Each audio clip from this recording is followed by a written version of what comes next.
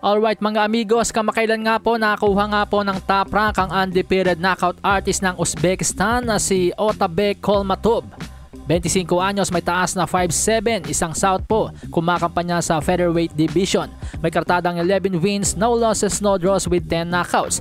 Galing sa dalawang sunod na panalo kontra sa dalawang undefeated fighters. Una kontra kay Andranik Grigorian na may kartadang 14-0. At sumunod naman ay dinurog niya si Patrick Thomas Ward na may kartadang 33-0 sa pamamagitan ng 5th round TKO.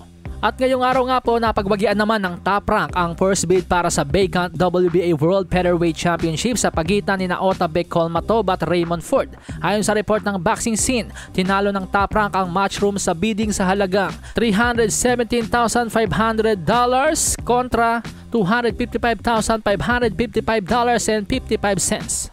At dahil para sa vacant world title ang laban at dalawang pinakamataas na contender sa WBA sina Otabek Kholmatov at Raymond Ford, garantisado ang 50-50 split ang dalawang mandirigma. Si Raymond Savage Ford, 24 anyos, mula sa New Jersey, USA ay may kartadang 14 wins, no losses, 1 draw with 7 knockouts, ay galing sa impresibong panalo kontra sa former world champion na si Jesse Magdaleno. Si Magdaleno na dating tumalo sa ating kababayan na si Nonito Donaire ay pinabagsak nga po ng 2 beses ni Raymond Ford, isa sa round 4 at isa sa round 11, daan sa panalong unanimous decision. So magandang laban to mga amigos, pero ang nakakabilib talaga rito ay yung galaw ng top rank. Dahil ang pagkakakuha kay Otabek Kholmatov mga amigos, sakaling talunin po niya si Raymond Ford, siya po ang magiging WBA World Featherweight Champion pag nagkataon.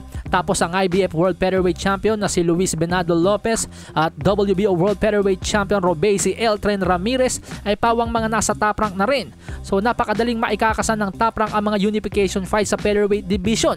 At hindi naman nalingid sa kaalaman ng karamihan na kapag nanalo si Naoya the Monster Inoue kontra sa ating pambato na si Marlon Tapales sa December 26, hindi na magtatagal sa junior featherweight ito. Aakyat na rin agad ito sa featherweight division dahil nandun na yung mas malaking pera.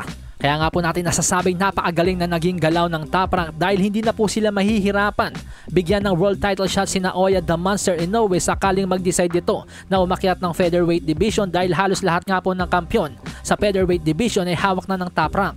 Robeisy Ramirez, Luis Venado Lopez, tapos kung mananalo pa itong si Otabek Kholmatov kontra kay Raymond Ford, 3 na po yung hawak ng top rank.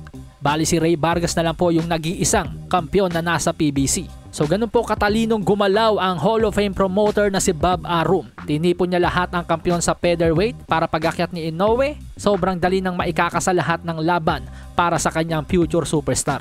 Pero hindi ko po sinasabi na puro sure win si Inoue sa mga naka-line up na laban na yan dahil ang bibigat po niyan, Robeisy Ramirez, Venado Lopez. Pero at least pinadali na ni Bob Arum yung mga ikakasang laban para kay Naoya Inoue.